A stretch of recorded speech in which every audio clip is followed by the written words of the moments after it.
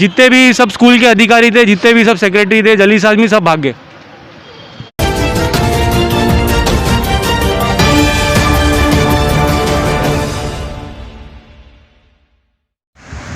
नमस्कार, आदाब। सलाहुद्दीन अय्यूबी इस दुनिया का एक जाना माना योद्धा था जिसे पूरी दुनिया किताबों में अच्छी तरह से जानती है। मज़हब इस्लाम का ये योद्धा और उसी के नाम पर भिवंडी शहर का ये सलाहुद्दीन अय्यूबी मेमोरियल स्कूल, इस कैंपस में जहाँ इस वक्त मैं हूँ, उर्दू मीडियम भी है, जूनियर कॉलेज भी है और केजी से ये स्कूल चलाया जाता है। KG to junior college and Urdu medium, तो इस तरह से चलाया जाता है। कहने को तो नाम सलाहुद्दीन अय्यूबी का है, मगर यहाँ जो मैनेजमेंट है वो सलाहुद्दीन अय्यूबी के यहाँ जो लोग साफ़ सफाई का भी काम करते रहे होंगे वो दर्जा भी इन लोगों का नहीं रह गया है, क्योंकि इस स्कूल की आए दिन पेरेंट्स की, कभी टीचर्स की, पेरेंट्स की कंप्लेंट आती है कि 2 महीने की पेमेंट बाकी है, इसलिए बच्चे को बैठने नहीं दिया जा रहा है, या एडमिशन नहीं हो रहा है, या फॉर्म नहीं लिया जा रहा है, या पेरेंट्स को बाहर कर दिया जाता है। दूसरी तरफ अगर देखेंगे तो यहाँ जो टीचर है, कोई 10 साल से, कोई 15 साल से, कोई 20 साल से, उनकी भी समय से पगार नहीं दी जा रही है। हालांकि ये बताया जाता है कि कोविड की वजह से पगार नहीं हुई, मगर कितने टीचरों की पगार कोविड के आने के पहले से है। तो कोविड का बहाना बनाकर इन लोगों को परेशान भी किया जाता है। किसी को ऑनलाइन क्लासेस दी जाती है, किसी को नहीं दी जाती है। सब मिलाकर यहाँ जो भ्रष्टाचार की कहानी है, मेरे ठीक पीछे ये सारी महिलाएं, इसमें टीचर्स भी हैं, पेरेंट्स भी हैं और जो कंप्लेनर हैं इस स्कूल के ताल्लुक से। हालांकि इस स्कूल में जो जनरल सेक्रेटरी हैं जलीस आदमी माने आजमगढ़ का पूरी तरह से नाम खराब करने में जलीस आदमी का भिवंडी शहर में बहुत बड़ा हाथ है। हालांकि यहाँ एक तालीम दी जाती है, तालीमी मैदान है। यहाँ तो यही सिखाया जाता है कि बच्चों अच्छा पढ़ो, अच्छे बनो और बाहर जाकर ईमानदारी से काम करो। मगर यहाँ की तो हालत ऐसी है कि बच्चों अच्छा पढ़ो, ख़राब करने के लिए तो हम पहले से मौजूद हैं। मैं फरीद निज़ामी के साथ खान फखर। तो उन्होंने पेपर लेने से मना कर दिया। हाँ, फीस नहीं पे है, दिसंबर तक क्लियर है, सिर्फ जैन और फैब की ही बची है, उसके लिए इन्होंने पेपर नहीं लिया बच्चों का। और आज मेरी बेटी का भी था सबमिशन, तो टीचर्स बाहर से ही बोल दिए नहीं लेंगे, जो कि आज ही उनका मैसेज कल आया कि 1 बजे से सबमिशन चालू होगा। तो भी चले गए टीचर्स, बात भी नहीं करे और पेपर भी नहीं लिए। नहीं, मैंने कंप्लेन नहीं की, बस मुझे पीरियड बढ़ाना था। 1-2 महीने का बैलेंस है, मैं बोलने वाली थी कि 2-3 महीने का बैलेंस रहने दो, मैं मई तक पूरी फीस क्लियर कर दूंगी, लेकिन उन्होंने पेपर लेने से सख्ती से ही मना कर दिया। नहीं लिए पेपर उन्होंने। ऐसा हुआ फीस ना भरने के लिए रोका गया है। सभी का वही हाल है। कौन आप बोल रही?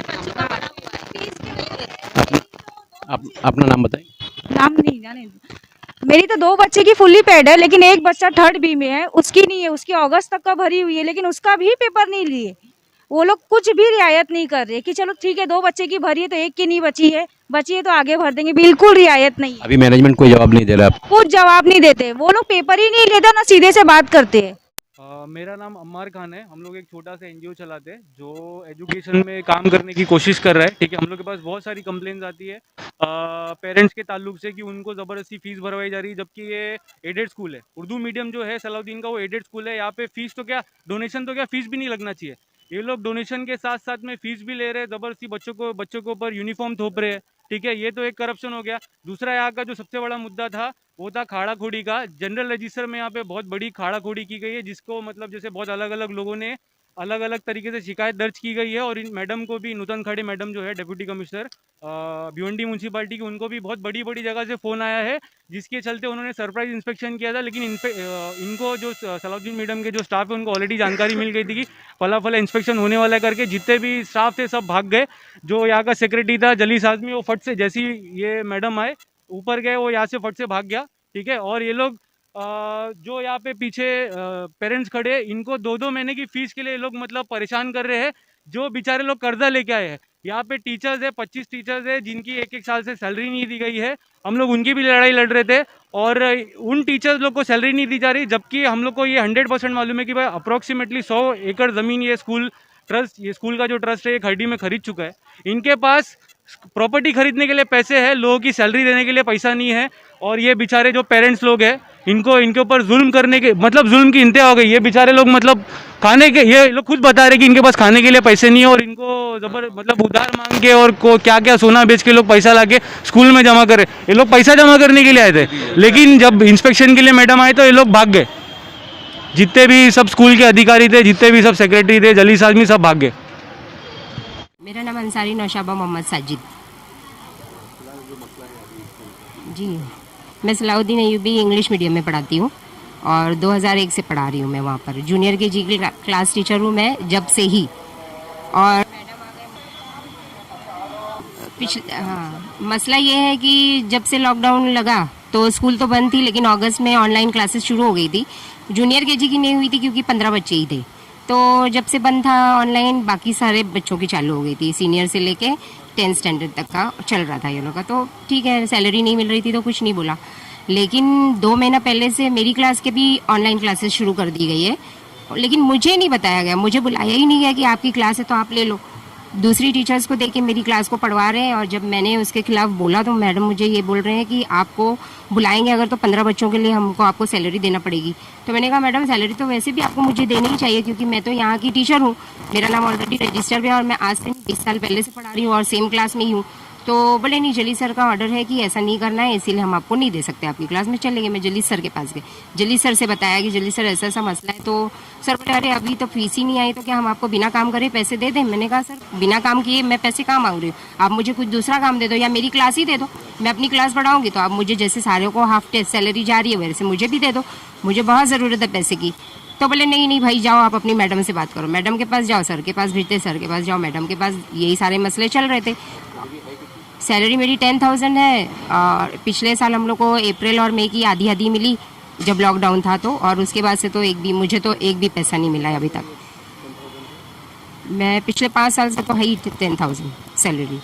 वो सैलरी तो बढ़ती है भी नहीं और प्लस जो प्रमोशन है वो भी नहीं मिला। ग्रेजुएशन करने के बाद लिटरेचर में मैं BA हूँ लेकिन फिर भी मुझे प्रमोशन नहीं दे रहे ये लोग। बहुत बार एप्लीकेशन डाला लेकिन कोई उसका रिजल्ट नहीं आया। तो हाँ, कोई सुनवाई नहीं है मेरे लिए। और अभी फ़िलहाल ये पॉइंट जब मैडम बोले कि नेक्स्ट ईयर अगर एडमिशन कम होगा तो टीचर भी कम करना पड़ेंगे, तो मुझे ये चीज़ के खिलाफ आवाज़ उठानी पड़ रही कि अभी मेरे रहते हुए अगर मैं ये लोगों को दिखाई नहीं दे रही हूँ तो नेक्स्ट ईयर तो समझ लो मैं हूँ ही नहीं। तो मेरी एज 53 है, मैं ये उम्र में कहीं और जाके जॉब तो मांगूंगी नहीं। मुझे जॉब यहीं चाहिए, मैं यहीं रहूँगी और मुझे मेरी सैलरी भी चाहिए क्योंकि रजिस्टर पे मेरा नाम है। इसके लिए इंटरव्यू यहाँ पर दे रही हूँ ताकि मेरे लिए कुछ तो कुछ करो आप लोग। एजुकेशन ऑफिसर जो भी हो आपके ताल्लुकात में, प्लीज़ मेरे को हेल्प करो। हमारे चैनल पर जो भी खबरें दिखाई जा रही हैं वो सही हैं, अच्छी हैं और शहर के हित के लिए हैं। तो आप हमारा चैनल सब्सक्राइब भी कर सकते हैं यूट्यूब पर जाकर, भारत शक्ति समाचार।